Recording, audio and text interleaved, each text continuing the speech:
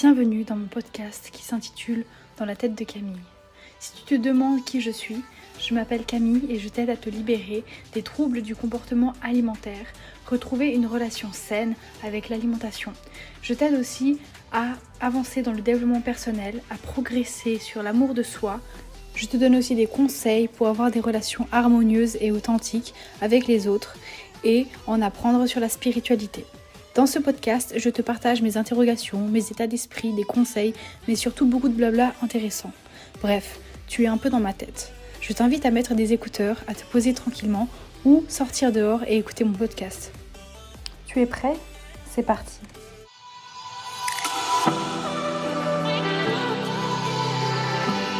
En tout cas, j'espère que tu vas bien. Et aujourd'hui, pour mon tout premier podcast, je tenais particulièrement à te parler de guérison. Alors tout d'abord, de quoi on peut guérir ? On peut guérir d'un TCA, on peut guérir d'une addiction à l'alcool, d'une addiction à des drogues, d'une addiction à la cigarette, enfin voilà, tout type d'addiction, je suis sûre que j'en ai oublié plein, enfin je fais en général alcool, drogue, le TCA, enfin voilà, mais il y a aussi des maladies du quotidien où on peut guérir, par exemple, je sais pas, une grippe, une gastro, il y a des maladies graves du style cancer ou plein de maladies comme ça. Bon, en ce moment, on est un peu qu'est-ce que je dis ? On plonge, on est en plein dans le coronavirus. Donc, est-ce qu'on peut en guérir du coronavirus ? Oui, on peut en guérir, même s'il y a beaucoup de mortalité, mais je ne vais pas commencer à parler de coronavirus sur cette chaîne. Aujourd'hui, je vais rester un peu focus sur les troubles alimentaires, sur les addictions, mais aussi sur quelques maladies du quotidien. Alors déjà, est-ce qu'il y a une baguette magique pour guérir d'une quelconque addiction ou d'une quelconque maladie ? La question peut paraître étrange, mais non, en fait. On ne se réveille pas du jour au lendemain guéri d'un trouble alimentaire, guéri d'une addiction. Il faut travailler sur soi, il faut avoir un réel travail, une réelle compréhension de ce qu'on a et travailler là-dessus avec des thérapies, avec... pas forcément des médicaments, oui, pour certaines addictions, il faut prendre des médicaments, sinon ça fait des dommages au niveau du cerveau. Mais ou alors pour d'autres maladies du quotidien, on peut aussi prendre des médicaments. Mais il n'y a pas de médicaments magiques, de baguettes magiques, ça prend du temps. Oui, guérir, ça prend du temps. La guérison, c'est pas en 2 minutes ou en 2 secondes. Il faut réellement prendre le temps, en fait, de cette guérison. Alors, chaque maladie a une raison. Chaque maladie est là pour quelque chose. Il faut donc comprendre pourquoi on a cette maladie, pourquoi on a cette addiction, pourquoi on a ce trouble alimentaire. C'est un peu le plus important de comprendre pourquoi. On n'est pas assez dans le moment présent, on ne se rend pas compte de la chance qu'on a lorsqu'on est en bonne santé, lorsqu'on n'est pas malade. Et du coup, dès qu'on tombe malade, on veut vite s'en sortir et en fait, on n'est pas pleinement dans l'instant. Quand on est en bonne santé, on ne prend pas conscience du fait qu'on est en bonne santé et que c'est génial. Et quand on est malade, on est conscient qu'on est malade, mais on ne prend pas le temps d'être malade et on veut direct en sortir, en fait. Et oui, c'est normal de vouloir guérir directement, de vouloir s'en sortir, mais il faut savoir ce qu'on a et comprendre pourquoi. Pas juste mettre une étiquette et c'est tout. On ne peut pas juste mettre à la personne « Ah oui, elle est boulimique ». Ouais, voilà, et t'en fais quoi de cette information ? Tu peux pas lui mettre l'étiquette boulimie, c'est tout. Ou tu peux pas mettre l'étiquette, alcoolique. Non, il faut comprendre pourquoi. Il faut comprendre pourquoi, certes, mais tu mets ton diagnostic et tu essayes de savoir pourquoi la personne est tombée dans l'alcool, pourquoi la personne est tombée dans les drogues, pourquoi la personne est dans un TCA. Et même pour des petites maladies du quotidien, il y a une raison en fait. Ton corps, il t'envoie plein de signaux, de messages, et à un moment, on n'écoute pas forcément tous ces signaux, alors le corps, il envoie une maladie pour te dire là, stop, il y a un problème. Et par exemple, j'avais une fois entendu un interview de je sais plus qui disait que une fois, elle avait très mal au dos, ça faisait plusieurs semaines qu'elle avait très mal au dos, et elle est allée voir, je sais plus, un médecin, quelque chose comme ça. Et le médecin a dit à la personne, mais en fait, vous en prenez trop sur votre dos. Dans le sens, elle prenait trop de responsabilités. Elle s'occupait au travail de choses qui ne la concernaient pas. Elle prenait trop de travail sur son dos. Et donc, au bout d'un moment, ce fait de prendre trop de responsabilités, d'avoir trop de travail, et qui n'est pas que le sien, qu'elle aurait dû déléguer, ça lui a fait avoir mal au dos. Donc son corps a incarné, entre guillemets, a mis sa douleur, ses problèmes de prendre trop de responsabilités sur son corps. Donc le corps envoie des messages, au bout d'un moment il a dit elle a mal au dos pour lui faire comprendre que voilà, là il y a un problème. Et notre corps, il nous envoie pas toujours des signaux très clairs, entre guillemets, il les déguise par des rêves. Voilà, les rêves ont une signification. En tout cas, moi je pense que derrière chaque rêve il y a une signification. Quand tu rêves la nuit, en fait, ton subconscient il est très cru, il est même peut-être vulgaire, et les informations qu'il y a dans ce subconscient, elles peuvent pas passer directement dans le conscient. Le préconscient entre le subconscient et le conscient transforme cette information en fait et la déguise un petit peu, tu vois. Donc c'est pas directement ça. Au lieu de te faire comprendre une certaine information, on te la fait passer avec un rêve un peu plus joli, plus calme, mais la signification réelle du rêve, elle est là. Et le corps, du coup, des fois, il n'envoie pas des messages très très clairs, parce qu'il ne peut pas nous dire « Eh oh, là, tu prends trop de responsabilités, je te fais avoir mal au dos ». Non, mais il incarne certaines choses comme ça. En tout cas, c'est ma vision de voir les choses, surtout dans ce podcast, je donne réellement ma vision. Donc le corps, il envoie des signaux pas forcément très clairs, où il faut apprendre à écouter son corps, en fait. Et puis, juste mettre une étiquette à la personne, elle a mal au dos, elle est alcoolique, elle est boulimique, tu peux pas, ok, tu mets l'étiquette, non, faut comprendre pourquoi, savoir pourquoi on a ça, et donc, on peut comparer ça comme un paquet qu'il faut amener à la poste, en fait. Ok, un jour, tu reçois un paquet devant ta porte, et tu te dis, ok, d'accord, maintenant, qu'est-ce que j'en fais, en fait ? C'est comme si c'était une maladie, une addiction, ou un virus, une maladie que tu as, ou une douleur que tu as, tu dis, ok, maintenant, j'ai ce paquet-là, qu'est-ce que j'en fais ? Est-ce que je le garde ou est-ce que je décide de l'amener à la poste ? Oui, peut-être la poste, elle est très loin. Oui, peut-être la poste, elle est très difficile à atteindre. Mais je t'invite réellement à aussi chercher pourquoi ce paquet, il est là, prendre tes responsabilités et l'amener à la poste. Donc, l'amener à la poste, c'est la guérison. Et comprendre pourquoi il est là, qui est-ce qui te l'a amené et qu'est-ce qu'il y a dedans, en fait. Qu'est-ce que ça peut t'amener ? Parce que tout arrive pour le mieux. Tout arrive pour t'apprendre quelque chose, pour te faire évoluer, pour te donner une leçon, pour que tu puisses grandir.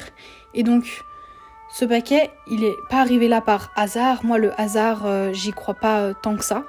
Pour moi, rien n'arrive par hasard, ou c'est vraiment quelque chose qui est là, qui doit arriver, ou qui va réellement t'apporter quelque chose, en fait. Donc, ce paquet, il est là pour t'apporter quelque chose. Tout ce qui t'arrive dans ta vie qui peut être très dur, c'est là pour une bonne raison. Et je suis très consciente que tu as pu vivre des moments très compliqués, mais il faut savoir que c'est pour le mieux et que ça va te permettre d'évoluer, de grandir.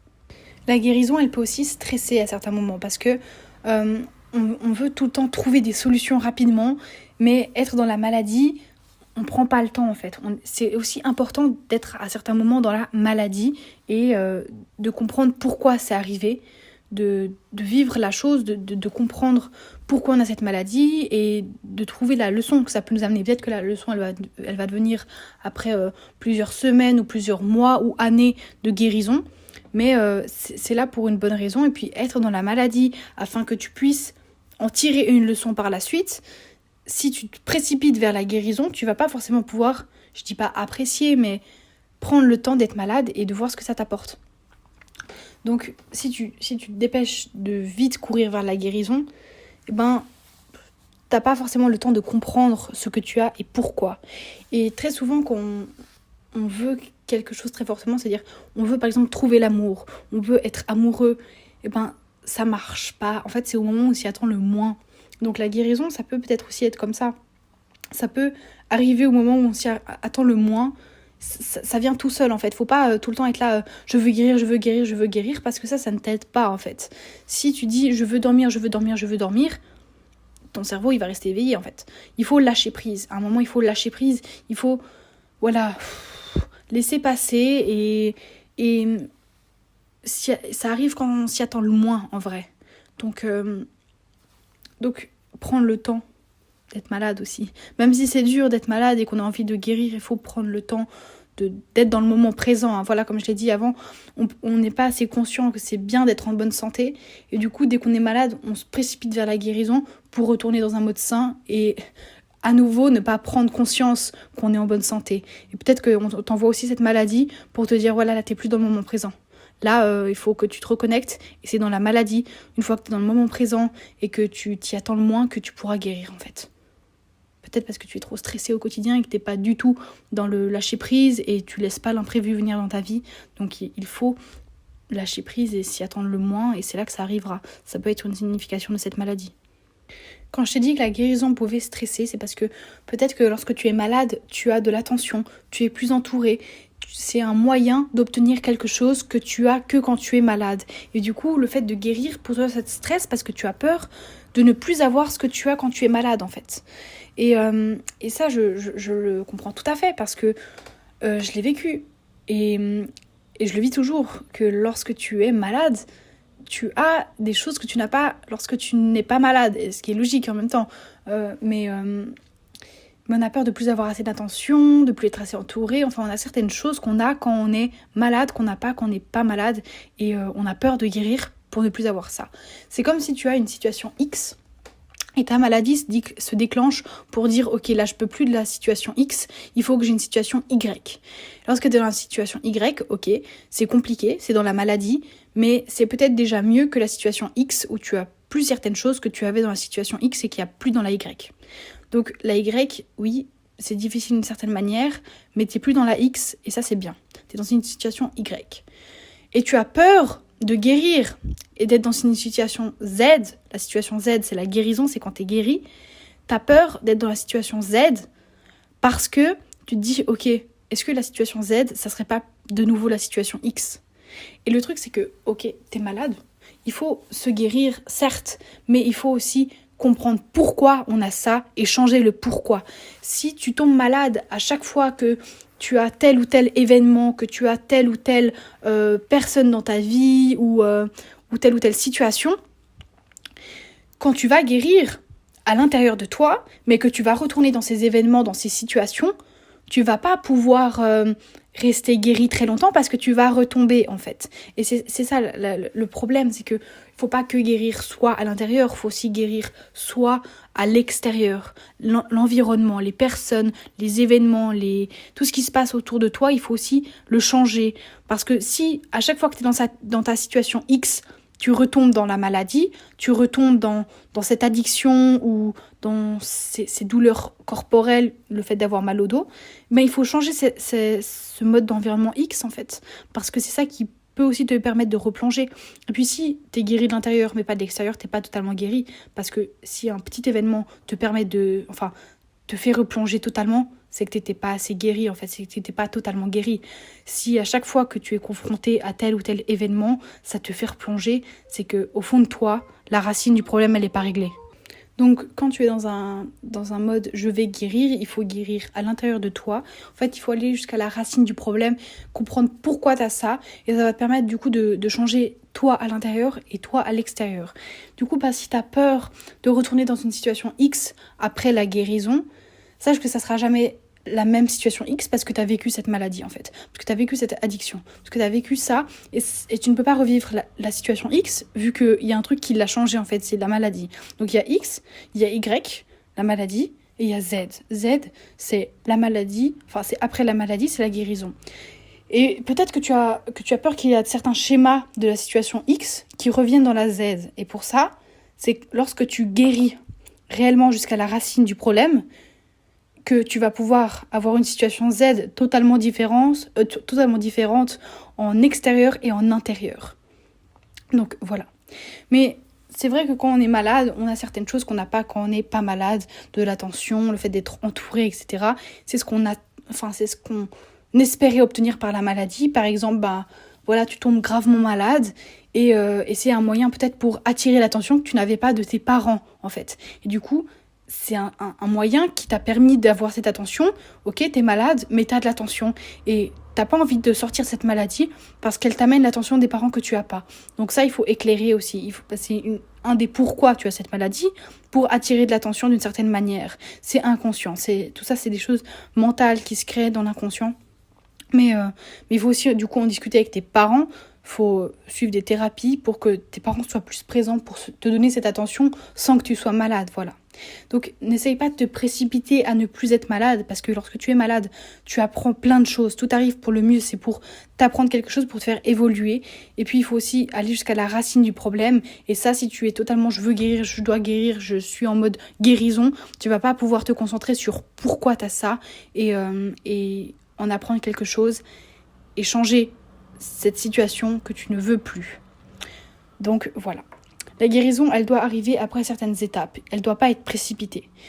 Tomber malade, ok, tu tombes malade. Ensuite, il faut comprendre ce que tu as, savoir ce que tu as et choisir ensuite de se soigner quand tu as compris ce que tu avais et que tu pouvais changer cette situation en fait. Et puis il faut aussi ne pas être dans un déni, parce que si tu es dans un déni, dans le sens, si tu dis ah non je suis pas malade, il n'y a aucun problème, tout va bien, si dans un déni tu peux même pas te rendre compte que tu es malade. Donc à ce moment-là, c'est même pas la peine de vouloir dire à quelqu'un guéri ou de être en mode je dois guérir. Si t'es pas conscient que t'es malade, tu peux pas te guérir. Ou si les autres essayent de te guérir, de te dire voilà tu dois faire ça pour te guérir, si tu veux pas guérir, tu guériras pas en fait. Si tu ne veux pas guérir, tu ne guériras pas. C'est vraiment un mindset à aborder en fait, à avoir. Parce que voilà, si t'es pas conscient que t'es malade, tu peux pas guérir et les autres ils peuvent pas te forcer à guérir. Merci d'avoir écouté ce podcast jusqu'à la fin. J'espère qu'il t'a plu et que tu as appris beaucoup de choses. N'hésite surtout pas à le partager, à t'abonner pour rester au courant de ce qui arrive et mets un pouce vers le haut. Si tu as des questions ou des remarques, mets tout ça en commentaire, je te lirai avec plaisir. Je rappelle que ce n'est que ma vision des choses, libre à toi de penser autrement. Gros bisous, prends soin de toi et à très vite.